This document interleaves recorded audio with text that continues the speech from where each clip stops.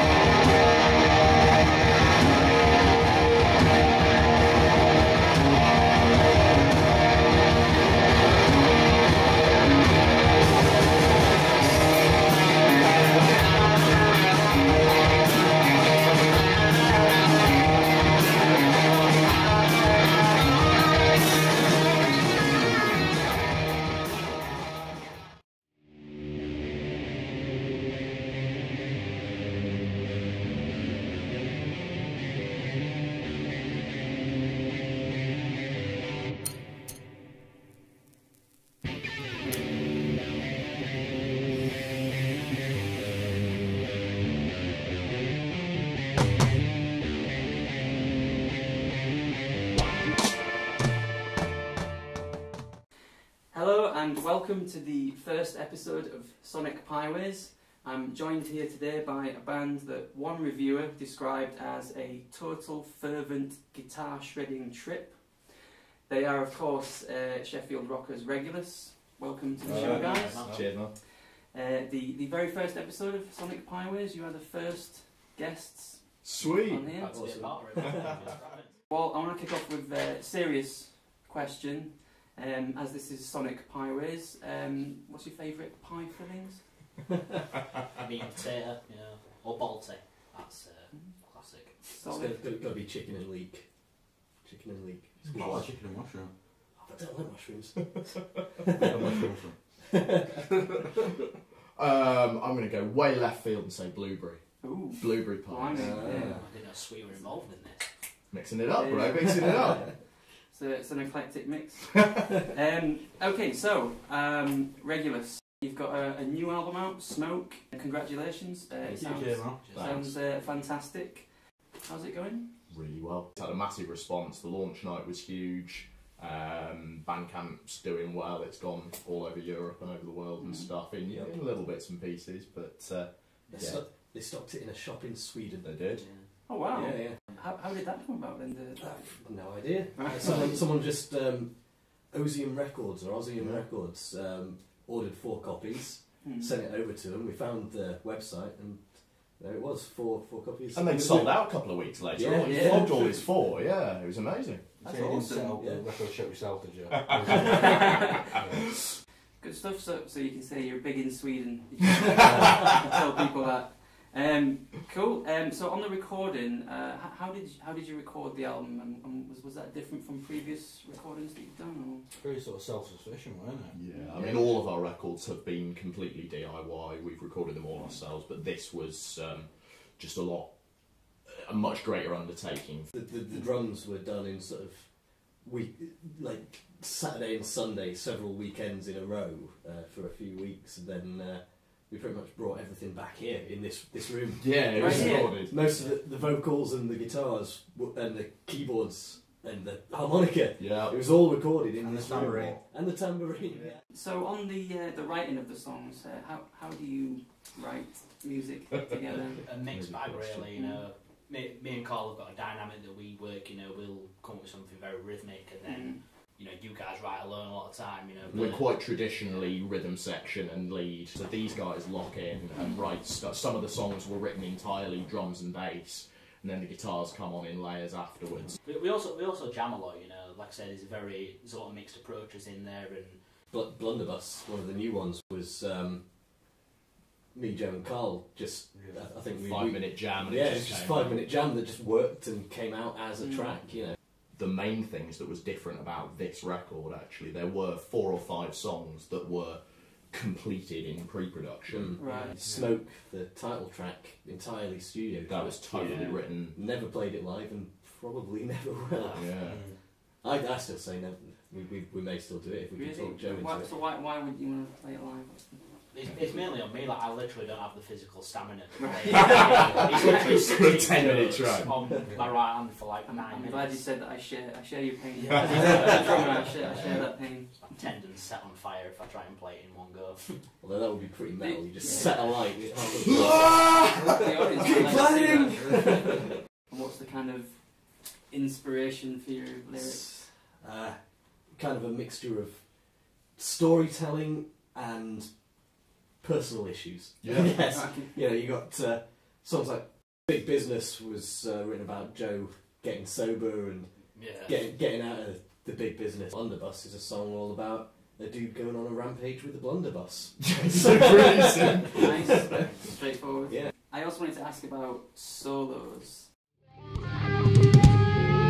There's quite a few on album. There are. Yeah, there's one or two. So the guitarists, how do you share solo duties?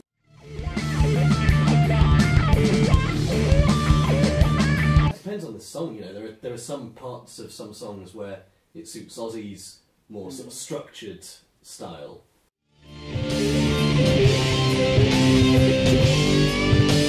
And then others where it suits my psychedelic, unstructured, shreddy style.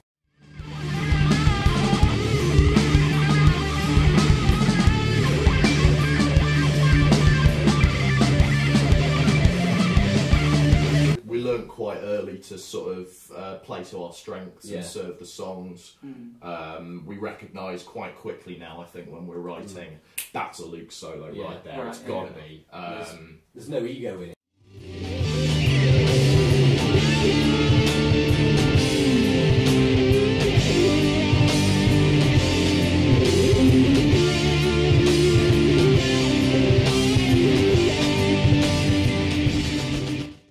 So what about highlights of last year for you guys? So many! There was the album launch, there was Winter Rocks, which was massive, Tram Lines was phenomenal Oh, yes, for Tram us. More just general nebulous highlight is just, you know, like I was saying with the smaller gigs, you know, the way that the scene has just unified in this last year alone is, Yeah. that's a highlight in itself. Tell us about the Winter Rocks Festival. That's pretty exciting What stuff. a day. I mean, we kind of went there with kind of mixed feelings, didn't we? I think. Well, I think we were excited about the day as a whole because of all the amazing bands, but we were unsure whether anyone was going to be there for us. Yeah. All day Half festival, inaugural year. We're on at 1:30 in the afternoon, opening the second stage. We've never seen this so busy. We played to an absolutely packed corporation small room, like 300 people Yeah. in there. At We had some- lunchtime. Yeah? And we At had- lunchtime. I mean, we We'd had some only nice just got up. feedback as well. Yeah. People wanted their money's worth, basically. Yeah, Big time. If there's anything you could say about Sheffield folks, they like drinking in the daytime and getting the money's worth.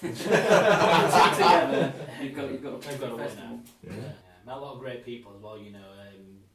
Chris Holt from Noise Level Critical. Alright, yeah, cool. Gino D. Easy dude came out of nowhere and interviewed us, and we were wasted. He tried to get us to do a plug for the show, and we couldn't speak in time. You know? Tramlines was amazing. Tramlines was just huge. We played 5 shows over the 3 days, and Dove and Rainbow on the Friday night, packed to the doors. There were people watching us through the window because they couldn't get in. It was amazing. Never seen anything like it. Because I mean, a lot of people that weekend have gone, right, Tramlines is coming up, you know, I'm going to see a lot of local bands, I'm going to get absolutely hammered and have a good time, do you know what I mean? And that's good, you know what I mean? It's not like you got this big kind of corporate hand kind of like trying to orchestrate everything, do you know what I It's mean? the whole city coming together for this kind of Yeah. unified It is. experience. It's brilliant. I went to see Santiago Kings at the Green Room, and you know it was absolutely heaving. Yeah. And it was like you said, people that you wouldn't necessarily see normally going to gigs. Yeah, were there, yeah. dancing, having a great old time. Yeah. So Yeah, the I- Kings are one of those bands, they encapsulate so much music, It's so many for different everybody. musical They're good styles, and bands, they really good bands. They are cracking. Good draw guys. everyone in. I think the thing with Tramlines is like, you know, like you say, you get a lot of people out who don't usually go to gigs. I think a lot of these people need to realise, you know, this shit is going on 365 days a year. Yeah, There's yeah. rock and roll going on at all times, Yeah. and especially in Sheffield, you know, it's spoiled for choice, isn't it? Yeah, absolutely. So yeah, I guess one of the key challenges is trying to sort of draw those people out. Yeah, definitely. Lure them out of their houses, cans. Put a speaker outside the house. Yeah. Door-to-door rocking. Door-to-door rocking, yeah. That's a great new marketing strategy. Right there. You heard it first. I wanted to ask you about the music industry. I mean, a lot has changed. I think the way people access music, the way bands publish music, and all the rest of it, and with record companies and thing. I just wanted to know what your thoughts were on the current situation. I'd say it's probably the most interesting time in history to actually be a musician. Pretty much anybody who's doing music right in this day and age is at the forefront of something extremely special, you know. There's a paradigm shift happening right now. The power has for 30, 40 years been with the record companies, and it's not anymore. Everybody who wants to make and publish music is doing so without their help. Now, the record companies want to make money, they want to keep their business afloat, but the artist wants to make a living. And they're sort of at odds with each other, but the balance is working out now. It's a phenomenal time to be a part of it. On top of that as well, you know, the fact that thanks to the internet, music it's ubiquitous now, it's everywhere. So it means that not only can everyone give it a shot, but it also means that proper talent and good music will rise to the top. It's meant the death of the sort of X Factor mentality, the death of the... there might be an A&R guy at this random show one day. Yeah. Well, when I was in my 20s, a very long time ago, it was what you did in bands. You were chasing the record company dream. That was what you were doing. I think another interesting sort of shift in the industry is the resurgence of live music in general, you know. Putting the emphasis back on it. It's less about shifting units of records and merchandise, you know. If you're willing to live in a van for 200 days a year, you can make a living off it. And that's what we intend to do. You know, it's no longer about fucking hairspray and looking right. It's about how much of yourself and your life you're willing to sacrifice. You know? I mean, it's quite interesting to hear you all talk very positively about the current situation. Recently, I've been reading quite a few articles on Facebook. Bands talking about, you know, how much money they lost through touring and how I read the same article. How difficult it is these days. It's basically saying you can't make money out of music these days. Is what they're saying. Simply not but true. Would you have a different perspective? There was that one article that did the rounds of that indie bands that they'd done all this stuff. From the looks of it, they'd done all this stuff in the studio and they got big by doing lots of videos, and then they went on their first tour. And they spent like $100,000. Huge. For the tour, they had like 6 hotel rooms. And they were paying themselves by the day as well. They were paying like a proper salary, you know. And there was the marketing budget was massive as well. Promotion and advertising. And they were sponsored. And, you know. You live cheaply, and you can go for a month and come back with a couple of grand to live on for the next couple of months, or pay for a recording.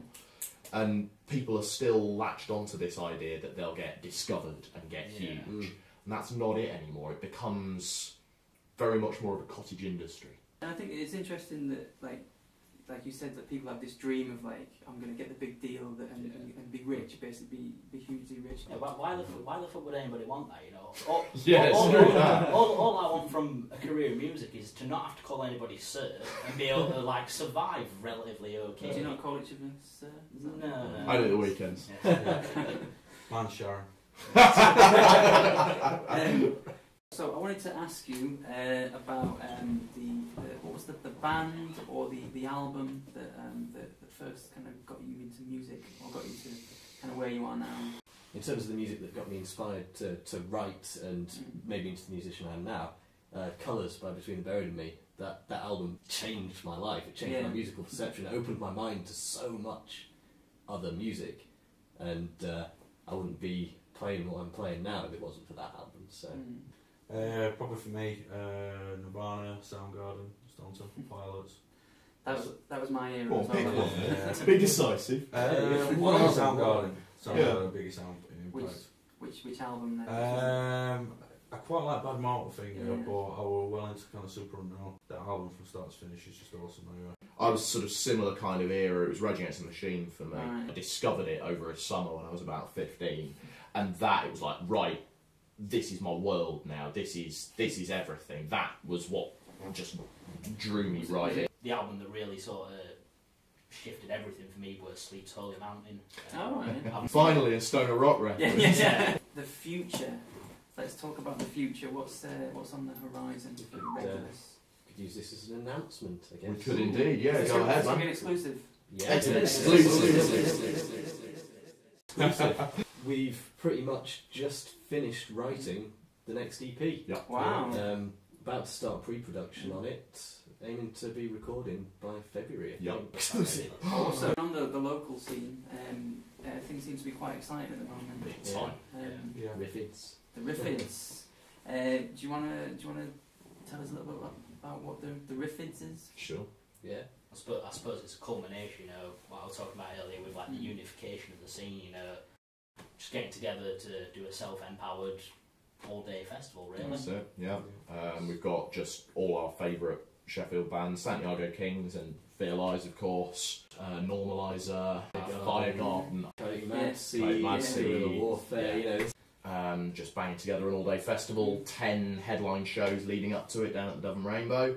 At the end of it all, O2 Academy, massive show. It's a proper communal thing as well, in that there's not one organiser putting it on, we're doing it for ourselves and for the other bands in the city. For years people have talked about, the scene in Manchester's amazing, I wish we were over there, or London, it's all about London. No, build it. Yeah. Build it here. Yeah. If you book them, they will come. Well, yeah, And that's what's happened this year. It's just been an explosion for Sheffield Rock. Cool. Well, so I'll expect big things from you guys and the Sheffield Rock scene.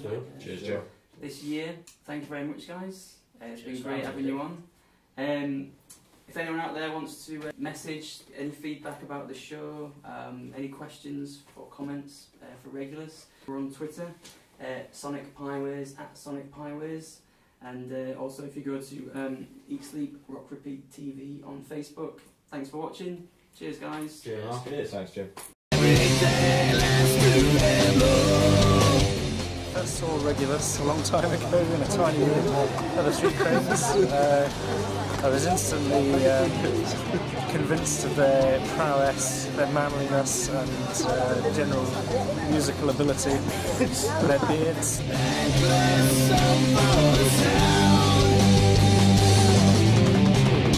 Excellent band, brilliant energy, full enthusiasm. I thoroughly recommend you see them.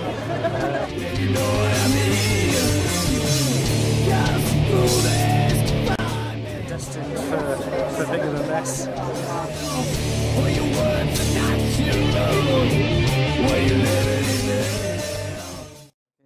Whenever you feel like it. Alright.